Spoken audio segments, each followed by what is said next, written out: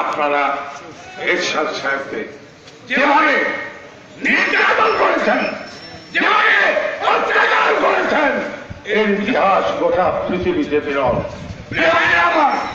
তাই আল্লাহ রাখে, আল্লাহ মায়েকে, আর মায়ে আল্লাহ তো রাখে কে? আল্লাহ এরশাদ সাহেবকে রক্ষা করেছেন, তাহলে জেলখানায় তাকে ফাঁসি দিয়ে মেরে ফেলা হতো। আমার এরশাদ সাহেব যখন বেঁচে আছে এই দেশের মাটিতে, আমার একদিন এরশাদ সরকার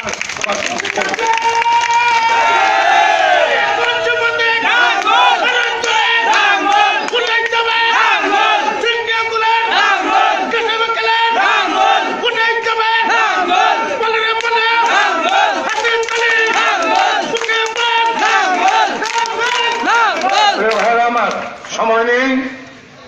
আমি আপনাদের কাছে একটি আবেদন রেখে যেতে চাই, সেটা হলো যে আমি বড় ভাই, কাশেম আমার ছোট ভাই, আপনারা সংগঠিত হন। আমি কথা দিয়ে যাচ্ছি, এই যুক্তরাষ্ট্রের গ্রামের কাশেমের সবকে অনেক জনসভা আমি করে দেব, এবং আগামী দিনে আপনারা কাশেমকে আপনারা আপনাদের মূল্যবান ভোট দিয়ে জয়যুক্ত করবেন।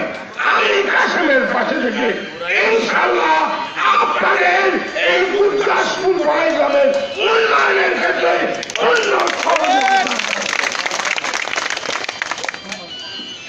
আগাম হয়ে যাবে।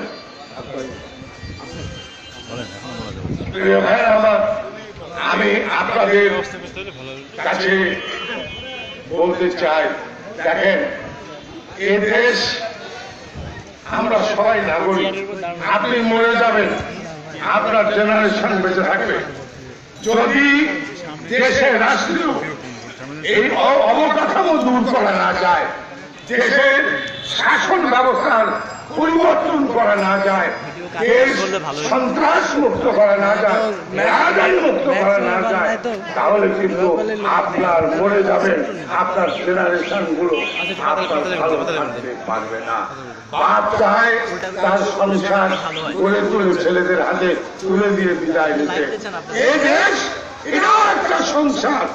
এই দেশে যদি শান্তি না থাকে, আপনার ছেলে স্কুলে যেতে পারবে না, মেয়েরা কলেজে যেতে পারবে না, রাস্তাঘাট নিরাপদ থাকবে না।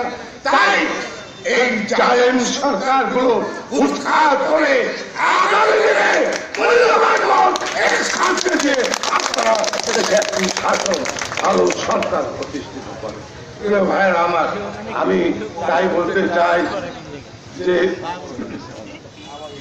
আপনারা সবাই বিজ্ঞ মানুষ, অভিজ্ঞ মানুষ, আপনারা সবাই সচেতন মানুষ, আপনারা সবাই আমার ছোট ভাই আবুল কাশেম সরকারকে আপনারা নিজের সন্তান মনে করে আগামী নির্বাচনে সহযোগিতা করবেন, এই প্রত্যাশা রেখে, এই আশা রেখে, আল্লাহর রহমত প্রার্থনা করে আমি আমার বক্তব্য এখানে শেষ করলাম।